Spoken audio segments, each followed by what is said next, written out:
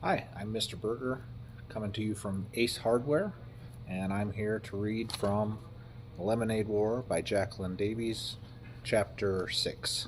It's called Underselling. Underselling, pricing the same goods for less than the competition. Jesse knew that Evan was up to something.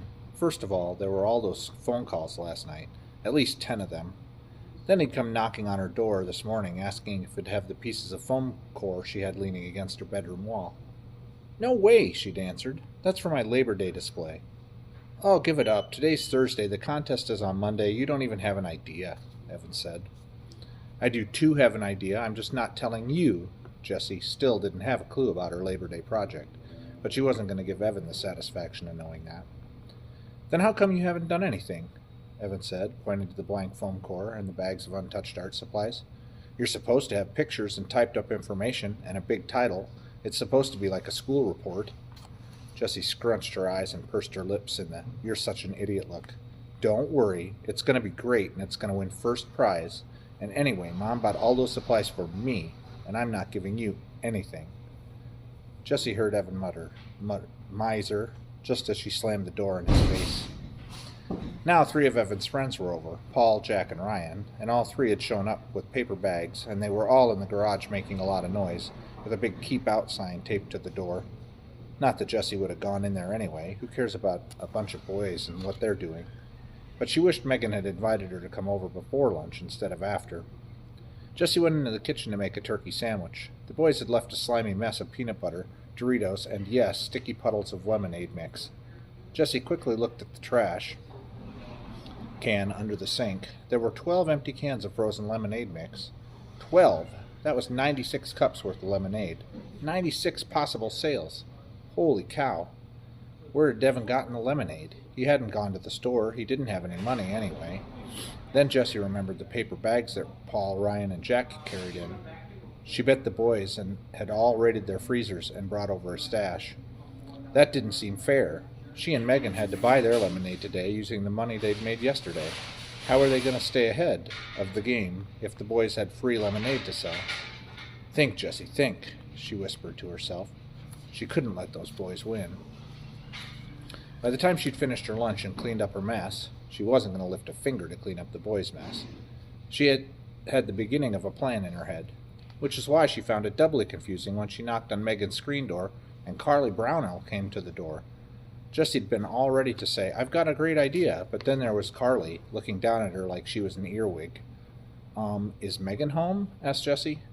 Carly didn't open the screen door as she looked left and right behind Jessie. "Where's Evan?" "Huh?" said Jessie. Megan came running down the stairs carrying bottles of nail polish. "Oh, hi, Jessie," she said, opening the door. She poked her head out and looked around. "Where's Evan?" "He's at home. Why?" asked Jessie. Carly made a noise like a snorting hippopotamus. "I thought you said he was coming," said Megan. "No, I didn't," said Jessie. "You said it would be fun to make lemonade stand with all the 3 of us, and I said, yeah, that would be fun." "So didn't he want to?" asked Megan. "I never asked him," said Jessie. "Oh, I thought you were going to," said Megan. "Then you should have said, 'Hey, Jessie, ask Evan if he wants to make a lemonade stand tomorrow,' and I would have asked him." This is exactly what drove Jessie nuts about girls. They always were saying things halfway and then expected you to get the other half, and Jessie never got the other half. Carly gave Megan a look. Jessie wasn't positive what the look meant, but she was pretty sure it wasn't a nice one. That's the other thing that Jessie hated about the girls. They were always giving looks that contained all kinds of strange and complicated messages. Last year in 2nd grade there had been 4 girls who were always exchanging looks with one another: Becky Baker, Lorelei Sun, Andrea Hennessy, and Eileen Garrett. Jessie watched them and knew that Evan was right. They talked without words. They used their eyes to pass secret messages. She also knew they didn't like her, but only because Evan had finally explained it to her over Christmas break. Jessie was surprised when he told her this. They laughed so much, how could they be mean? They were the 4 who started the club, the Wild Hot Jelly Beans Club, or as it was called, the WHJ Club. Becky was president, and she was always telling the others what to do. They made signs and paper buttons and membership cards. The teacher, Mrs. Soren, didn't usually allow clubs in the classroom, but she made an exception, telling the girls, "I'll let you wear your buttons in class, but only if you let the other kids join, if they want to." By the end of the day, every kid in class was wearing a WHJ button. Even Jessie, who'd never belonged to a club before. It had seemed like Becky was being so nice to her. That should have been your first clue, Evan said, as he told Jessie later. Becky made extra buttons for Jessie and even helped tape them all over her shirt. She made a special membership card for her and even a WHJ sign that she helped Jessie glue onto her writer's workshop notebook. Jessie remembered all the girls laughing and Jessie laughing too, and all those strange looks that Becky and Lorelei and Andrea and Eileen kept flashing back and forth, like secret notes passed in class that Jessie could never read. The very next day, Mrs. Soren collected all the buttons, gathered up the membership cards, and even replaced Jessie's writer's workshop folder. "No clubs in class," she said. "I made a bad choice by allowing it, even for one day." On the playground, Jessie went up to Becky. "Why is she breaking up the club?" she asked. Becky gave her a sour look. She'd been grumpy all morning. "Don't you get it, dummy? WHJ doesn't stand for Wild Hot Jelly Beans. We just said that to Mrs. Soren. It stands for We Hate Jessie. It's the We Hate Jessie Club, and everyone in the class is a member." Jessie stared at Becky. Why did they hate her? What had she ever done to them? It didn't make any sense. And then Lorelei and Andrea and Eileen had laughed, and even Becky had managed a smirky grin. "Jerks," Evan said later, when Jessie told him the whole story. "They've got rock for brains. But Jess, you gotta be on the lookout for girls like that." Standing in Megan's front hall, Jessie stared at Carly. Something inside her told her that Carly was a girl like that. "Look," said Jessie, "it doesn't matter. Evan can't come over. He's busy, and we've got to get going on our lemonade stand. I got a great idea." "We don't want to do a lemonade stand," said Carly. Jessie looked at Megan. "It's just that—" Megan fiddled with the bottles of nail polish in her hand the same way she'd fiddled with her band bracelets the day before. "It's kind of hot, and we did a lemonade thing already. And now Carly's over, so, you know—" "You said you wanted to," said Jessie. "And I thought you liked me," she added in her head. She felt her lower lip tremble. "Not now," she said inside. "Don't you be a big baby." Megan stood there saying nothing, fiddling with the bottles, and then she turned to Carly. "Aw, come on, Carly, it'll be fun. We made a ton of money yesterday, and it was really fun." Carly crossed her arms, tightened her lips, and raised one eyebrow. It was amazing how high she could raise that eyebrow. Jessie had never seen an eyebrow go that high. "Aw, come on, Carly," Megan said again. Carly didn't move a muscle. "Well, I guess—" Megan's voice trailed off. She clicked one bottle of nail polish against another so that it made a tapping sound that filled the long silence. "I guess me and Jessie will do the lemonade stand alone, then." Carly dropped her eyebrow and her arms. "Whatever," she said as she walked out the door. "Spend the day babysitting if you want." The screen door slammed, followed by a huge bucket full of silence. "Whatever," said Megan, imitating Carly's voice.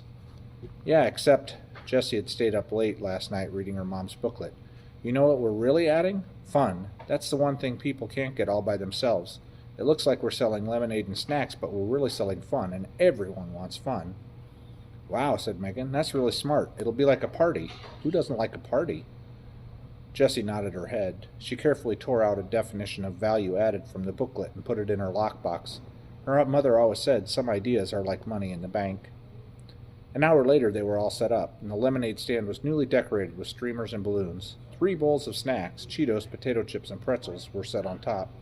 Jessie had lugged Megan's boombox all the way downstairs, and Megan was doing the DJ thing with her CD collection. It looked like a party and somehow sprung up right in the middle of the hot concrete sidewalk. To anyone passing by, the lemonade stand shouted out, "Come over here, this is where the fun is." As soon as the music had come on, customers had started drifting over. One of the moms across the street set up a sprinkler in her front yard, and soon all the kids in the neighborhood were running through the sprinkler and grabbing handfuls of Cheetos. 2 women walking their dogs stopped for a nibble and ended up staying an hour, and 3 or 4 of the neighborhood mothers set up lawn chairs nearby and talked and ate pretzels while their kids ran through the water. But Jessie noticed a funny thing. Even though there was endless buzz of activity around the stands and the chips were flying out of the bowls faster than Megan could restock them, they weren't selling much lemonade. "Hey, Jordan," said Jessie as a 4-year-old boy came running by in a bathing suit. "Don't you want a cup of lemonade?" Jordan dive-bombed the pretzel bowl and came up with a fistful. "I had too much already. 4 glasses," and off he ran. "4 glasses?" said Jessie to Megan. "He didn't buy any. Mrs. Doran, don't you want a cup of lemonade?" "Sorry, Jessie, I have to pass," said Mrs. Doran. "I had 2 already, and I'm trying to cut down on sugary drinks." Where's everybody drinking so much lemonade? Wondered Jessie. She looked down the road. Oh, wait a minute. Megan, hold down the fort, she said. I'll be right back. Sure thing, said Megan, dancing to the music. This lemonade stand was the greatest idea. It's like a birthday for the whole neighborhood. Jessie headed down the road and she rounded the bend. She prepared for the worst. Evan's lemonade stand crowded with customers, but there was nothing. Absolutely nothing. The corner was deserted. She crossed the street and went into the garage. There was the cooler, dirty and empty, and there were stacked plastic chairs, 4 of them this time, and there was, wait a minute, those were new signs. Jessie pulled out 3 large pieces of foam core, and on the back of each one was part of a penguin project Evan had done last year in 3rd grade. On the front were big letters. Slow down. Cheapest lemonade in town ahead. Yesterday's prices, today's lemonade. You won't believe your eyes. Icy cold lemonade, just 10 cents a cup. Jessie couldn't believe her eyes. 10 cents a cup? That was crazy. Even if they sold all 96 cups, they'd only make $9.60. Split 4 ways, that was just $2.40 for each boy. Evan was never going to earn $100 with that kind of profit. Jessie went down to the basement. Evan and Paul were playing air hockey. Washoo! The puck flew into Evan's goal, and Paul threw his arms up in the victory V. Oh, snap, said Evan. You're winning. Winning? Winning? Are you kidding me? Said Paul. Then he dropped his voice to a gravelly growl and said, I don't play to win. I play to pulverize. Just like the muscle guy actor in Agent Down, the movie that all the boys were talking about. Paul was even flexing his muscles like that actor, except that Paul didn't have any muscles, at least none that Jessie could see. When Paul saw Jessie, he dropped his arms. Hey, he said. Paul was Jessie's favorite of Evan's friends. He always joked around with her, but in a nice way, and he never minded when Evan invited her to come along with them. Hey, said Jessie. What's up? Evan turned off the air hockey table. Nothing, he said. We were just going out. Paul dropped his hockey paddle onto the table and followed Evan into the garage. Jessie trailed behind. Where are you going? She asked. Down to the track, said Paul as he strapped on his bike helmet. We put pennies there this morning, so we're going to get 'em now. Squash. You want to... Yo! Evan shouted. My bee, muttered Paul. So see ya, he said to Jessie. Jessie hated this feeling of being shut out, like she wasn't wanted. Evan had never made her feel that way before, and even when sometimes he did want to be with just his friends, he'd always say things like, Jess, we're going to go shoot hoops, just the 2 of us, but when we get back, we'll play Spud with you, so that he knew that he still liked her, even when she wasn't invited along.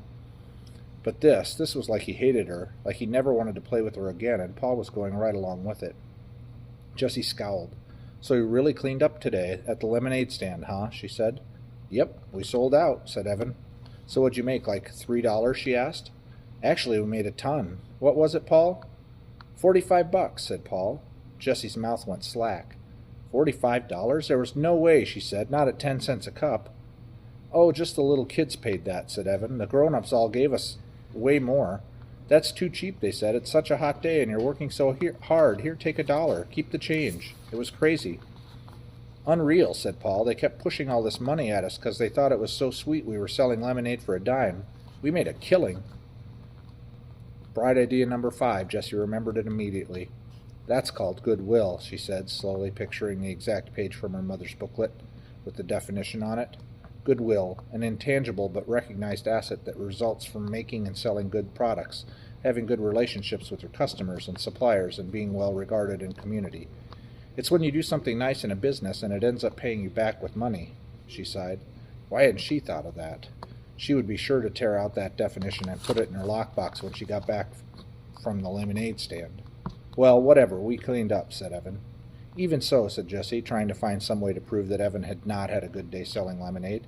You had 4 people working the stand, so if you split $45 4 ways, that's only $11.25 each, which is still way more than I'm going to make today, she thought, since the whole neighborhood has actually filled up on cheap lemonade.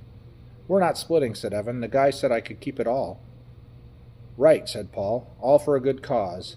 That's not fair, said Jessie. Sure it is, said Evan, as he got on his bike and pushed off. In case you didn't know, that's what it's like to have friends. Evan crossed the street. Ouch, said Paul. TTFN, Jess. He followed Evan. Jessie was left standing alone in the driveway.